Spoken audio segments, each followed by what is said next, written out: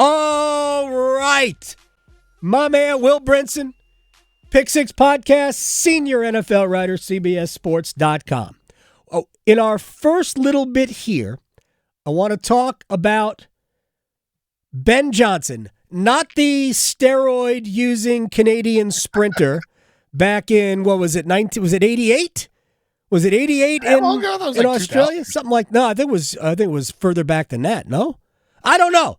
But we all know that Ben Johnson used a lot of steroids, but there's a different... 88, which is when Ben Johnson of the Lions was born, I think. Well, he is a walk-on backup quarterback at the University of North Carolina. For one whole year, he has been the offensive coordinator for the Detroit Lions. And according to what I read from Joe Person in The Athletic, the buzz in coaching circles is that David Tepper is enamored with Ben Johnson. Should we all be worried? Enamored. Nah, it's too early in the process. Enamored. Okay. Enamored. To directly quote Joe Person. Right. Innovative schemes helped the Lions finish fifth in the NFL in scoring offense. Total offense his first season. Sure. With degrees from UNC in math and computer science. I didn't know that. No, I don't know, man. Anything David Tepper does worries me in general. So I think that if you're a head coach, if you're an owner, if you're a fan of an NFL team, right, and it's the first week of it's wild card weekend Monday, right? Super wild card weekend hasn't even finished, and your owner has already decided that he is going to he's locked into one candidate. Like that would concern me, right? And I don't know. It's necessarily a bad thing that like Ben Johnson could be the candidate. I will just note that. And I don't want to call into question anything that either Joe Person or my colleague Jonathan Jones right. I think those are sort of leading the reports there. I just think that when you look at this, there's so much. This is lying season, right? Yes, it is. This is when you have people suggesting. I think I would hold off on assuming that David Tepper is just going to lock in this 36-year-old one-time offensive coordinator who happened to go to Carolina for get 2 degrees from Carolina. Is he a candidate? Absolutely, but we've seen a couple different things. One, and I was texting with you about this. Yeah, Jim Harbaugh, from Michigan, was trying to use David Tepper for leverage to generate interest from other jobs. Very clearly, like he kept calling the Panthers, and David Tepper's not interested in him, according to leaks from that side. Then you have the report on Sunday that Sean Peyton is interested in the Panthers job. Gosh, so no, he's not. I mean, I don't think it's impossible that he's not. I don't think it's less. I think it's less likely. He's not. But a lot of look, David Tepper has a lot of money. Yes, he does. Is. Everyone knows he's very reactionary. Everyone knows he wants a big star to be his head coach. So you have these two, former NFL head coaches who are trying to get back in the game and trying to leverage. Maybe Sean Payton's trying to leverage the Chargers or leverage the Cowboys. Maybe Jim Harbaugh's trying to leverage the Colts. If the Panthers are hypothetically interested in these people, then the other team. It's just it's how it works, right? I mean, the other teams might have more interest in them.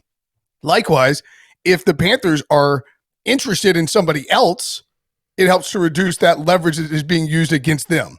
And it helps to say, maybe, like my point being is it's too early in the process to assume that the Panthers are locked into one guy, even though the Lions offense was fantastic. So I shouldn't be worried until we start hearing lusting after.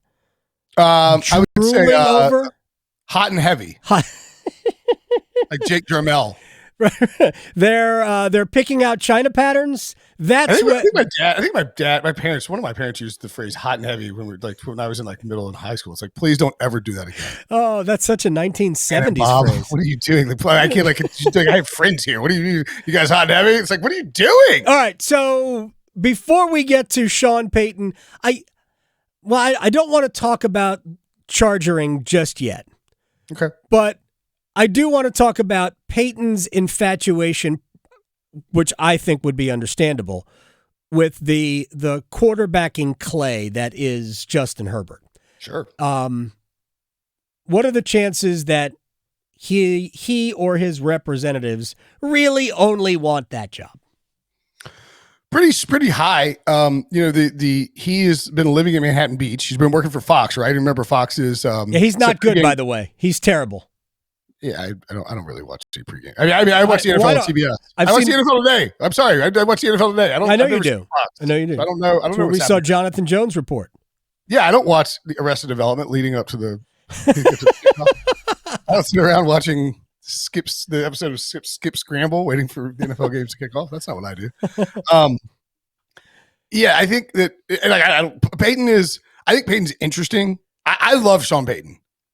Sean Payton's one of my favorite characters in the NFL. I want him back in football. Right. He's a good coach. He's a great coach. Yeah. Hall of Famer. Future Hall of Famer.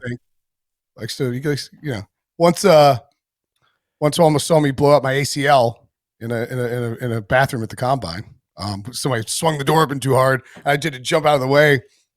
Peyton goes, "You better be careful there." I blew up my ACL on the sidelines like that one time. To me, he's Andy. He's like a Andy Reid light. Is Sean Peyton? New Orleans Andy Reid, like a less barbecue Andy Reid, a less cheeseburger.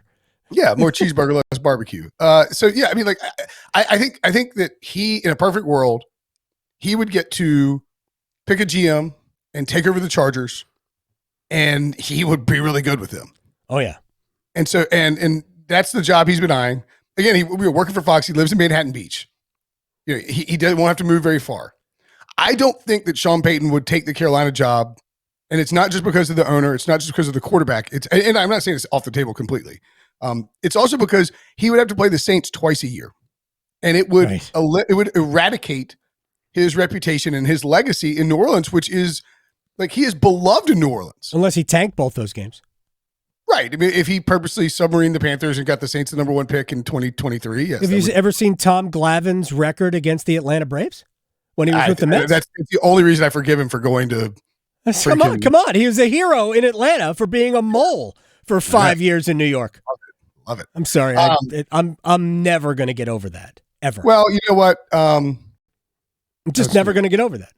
You got this team that's got this. You guys are the new Yankees. I like Tom Congratulations. Glavine better when he was a Brave I did much better than when he became a Met, and I really grew to hate Tom Glavine when he became a Met. I'm sorry. That's fine. I love Tom Glavine. I love Tom Glavine more than that reason. I think that Sean Payton, the problem is. So you look around at the jobs, like Sean Payton is a smart dude. He knows that he got to pick his job once, right? Right. And he's going to be, I think he's going to be cautious or careful when he selects his job. I don't think he's just going to say, okay, what jobs are available? I will just take the best one. He is going to leverage. Like I don't think Arizona's off the table because they have Kyler Murray. Oh gosh, why would you do that? He would get total control of that organization, so he can get rid of Kyler Murray. I think he likes Kyler Murray. He thinks he can do some stuff with Kyler Murray. I'm sure he does, but nah. Well, I mean, but if Sean, here's the thing: if Sean Payton were to go to the Broncos or to the Cardinals, it would change my opinion of those quarterbacks. Well, yeah, they'll be better. Look, I think Russell can still be good. I don't think Russell is necessarily. See how he playing after that rumor? Right. No, look, I think Russell can still be good. I don't think Russell is done. I mean, he's got a lot of miles, but I don't think Russell is done. I think that makes more sense, but I think the Broncos is a way more high-pressure job. The way I look at it, the easiest job in the NFL is to be a guy like Sean Payton, going to the Los Angeles Chargers, because what do they have? What standard do they have to live up to? Yeah. Nothing. If he makes the playoffs a few years in a row and wins a couple of playoff games, they'll name streets for him. Well, here's the other thing, too. Let's say he wants a Chargers job and he wants it really badly. Mm-hmm. He's not going to take the Broncos job or the Cardinals job or the Panthers job this offseason because he has to look at this and say, man, look, Staley just blew this 27-0 lead, chargered his way right out of the playoffs. And if they fail in any form or fashion to live up to the hype next year, he's definitely gone, you know? Right. So I think Peyton will. Wait if he truly is enamored with the Chargers job, I think he'll just wait one more year. Why not? It would be insane to say, you know what? I can't wait one more year for this job. I'm going to take the Panthers job. You knew what I was going to ask you next. If he doesn't get the job he really wants, just sit it out. It will come available soon. Real quick before we take our first break.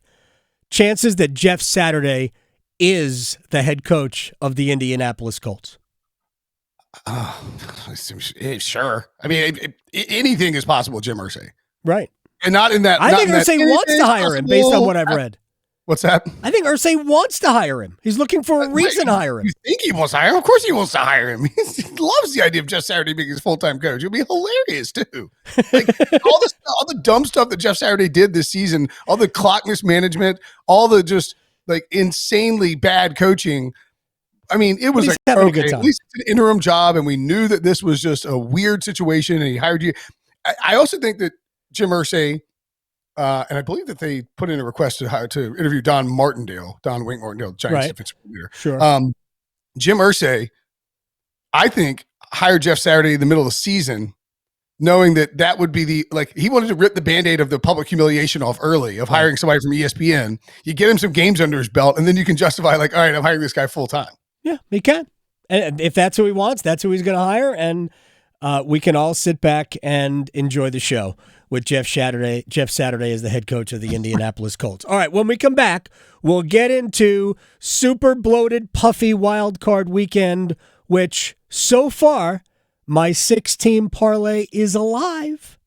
That's right. I've got Tampa tonight. Now, to Will Brinson, senior NFL writer, CBSSports.com, Pick Six podcast moderator. Should we start with chargering? By the way, do you think chargering is more devastating than Clemson-ing?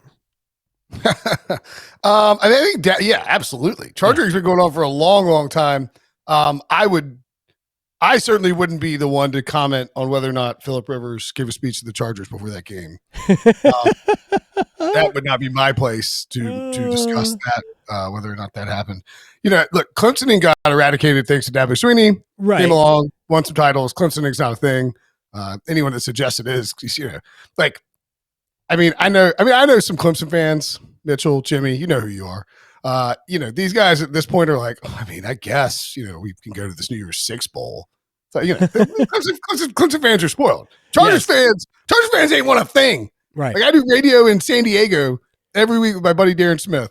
And I don't know if there are even Chargers fans out there anymore. They certainly don't pull for the Los Angeles Chargers. No. But, like, I've been doing it for a long time. I've been picking the Chargers to be good for a long time. There are very few people in the NFL media that are more in tune with chargering than I am.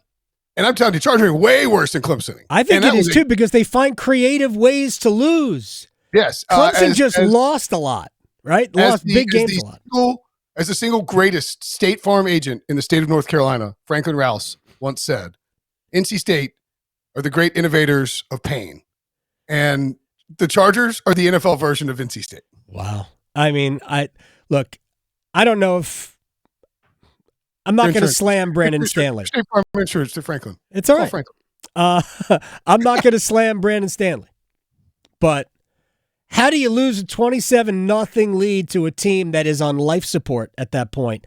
I mean, Trevor Lawrence had thrown 4 interceptions. They turned it over 5 times in the first half. How does that happen? Yeah, I mean, I think, you know, it's easy to come back in the NFL these days. I mean, we've seen crazy comebacks. Now, should you give up a 27-0 lead, a 27-0 like second quarter, like late second quarter lead? Absolutely not. But it was one of those things where, given everything that happened, if you're the Jaguars, you're like, okay, Trevor Lawrence has never thrown a first quarter interception in his NFL career. He just threw 3. Yeah, I think he threw 3 of them on Saturday. 4. Wait, he threw a 4th. The 4th was in the second quarter, I think. Oh, first quarter. Okay, yes. Yeah, I thought you said first half. Never mind. Sorry, I meant first quarter. Yeah. So you throw all those picks. You have a football bounce off somebody's helmet on a punt, punt return, and go to the other team. The Chargers are set up 3 times inside the red zone to begin drives. Yeah. And you look at it and you're like, okay, only down 27-0. I mean, that's 4 scores. Like, you can score. I mean, You could score 4 touchdowns in a half. I mean, that's doable. You can. They get the touchdown before half, and it was like, okay. See, that was it, wasn't it? Yeah, it really was. Because if you go to half 27-0 or like 35-0, it feels over. You go to half, they get that touchdown, and credit Doug Peterson. That man has a gigantic bag of onions hanging from his abdomen. His headset. Yeah, or his headset, whatever. He went for it on that 4th down. They could have kicked and made it 27-3 just to get points on the board, right. Whatever it is. He goes for it. It was right move. They pick up the 1st down. They go and get a touchdown. All of a sudden, it's 27-7, and you go to half. And it's just one of those things. Again, like I was on a group. I was texting ATW, right? Group chat. It's like, look, we know what this would be like if you're an NC State fan, and you're up 27-7 at half, and you come out and go 3 and out. I'm not talking about this current state team. I'm just talking about in general. Right, in general. And you go 3 and out, and then the other team scores a touchdown, and all of a sudden it's 27-14. Like, you can leave the stadium because you know what the ending is. I mean, and that's how as somebody who's closely followed the Chargers and knows about the Chargers and knows that Brandon Staley's under a lot of pressure and knows that Justin Herbert has never played in a playoff game. They weren't very composed. Right. And the Jaguars were playing loose and the Chargers were playing tight. And the second they got to 27-14, I felt like the Jaguars were going to win the game. And the Jaguars, I did too. It would have been interesting had the Chargers not missed that short field goal. But I think the Jaguars would have just scored the touchdown that they would have needed anyway. And they would have won the game. And here's the other thing about Brandon Staley. Last year in his first season, he was super aggressive on 4th down to the point where I believe, Adam, that ownership and the front office went to him this offseason before this year and told him they didn't like the bad press and the buzz that his 4th down attempts were getting and asked him to kind of ease back on them. And so you see him in spots like this, like Doug Peterson, there's a holding call on 4th and 3 or 3rd and 3, excuse me. Yeah. Could have made it 3rd and 13. Instead, Doug Peterson declined the penalty. Yeah. Brandon Staley goes for that last year. Right. On 4th and 3. You go for it. You go, make it a 17-point lead and end the game. And instead they try to kick, shank, yada, yada, yada, shanks the kick. Yep. Yada, yada, yada, charging. Yep, it is. And even more reason to go for it if you're the Brandon Staley of last year is that it's like they're daring you to go for it, and he would have met that challenge. And whether they would have gotten it or not, they probably would have missed it. But maybe it would have been better than missing the field goal. Definitely would have been better than missing the field goal. All right, to Buffalo. Was Josh Allen point shaving? Does he think that, or maybe it's not just Josh, maybe it's just Buffalo. Do they think that there's any chance that they can lose? Because my read is that Buffalo plays as though they know they're going to win, so it doesn't matter what they do. I thought Buffalo played that game. So they got out to a 17-0 lead against a inferior Dolphins team that was starting Skylar Thompson. Right. And I thought, at one point, like, we might see our pal Mike Glennon come in, depending on what Mike was active. Right. Depending on what Teddy Bridgewater did, of course, or if he was capable with that broken finger. It's 17-0 with 12:49 in the second quarter when Tyler Bass makes a 33-yard field goal. It felt like the game was over. Felt like the Bills were going to not just cover the 10-point spread, but cover the, alternate 23-point spread that, whatever it is. And it was at that point that, and this is where what's interesting, not just about specifically about the Bills, but other NFL teams in general. Like, at that point, did the Bills start thinking about the Chiefs or thinking about the Bengals? Were they looking ahead and not able to, like, what this is? And we asked this on the podcast last night. It's like, what about the way that the rest of that game played out? Like, does that say something about the Bills' mentality? Does it say something about how Josh Allen is going to play this postseason? Because he was footloose and fancy free with the careless, football. Very careless, reckless even. Yeah. Sort of inviting Miami to get back in this game. 3 field goals later, it's 17-9. And if the old adage, like, you give a bad team some hope, let them hang around, and they can make you pay for it. And so they did. Yeah, they almost did. I mean, Miami had the lead in the second half. They had the lead. I can't figure. I want Buffalo. I really do. I want Buffalo to win the Super Bowl. I do not think they're going to beat the Bengals. I don't. I think the Bengals are going to win too. I do. But the Bengals are down 3 offensive linemen, so that's not great.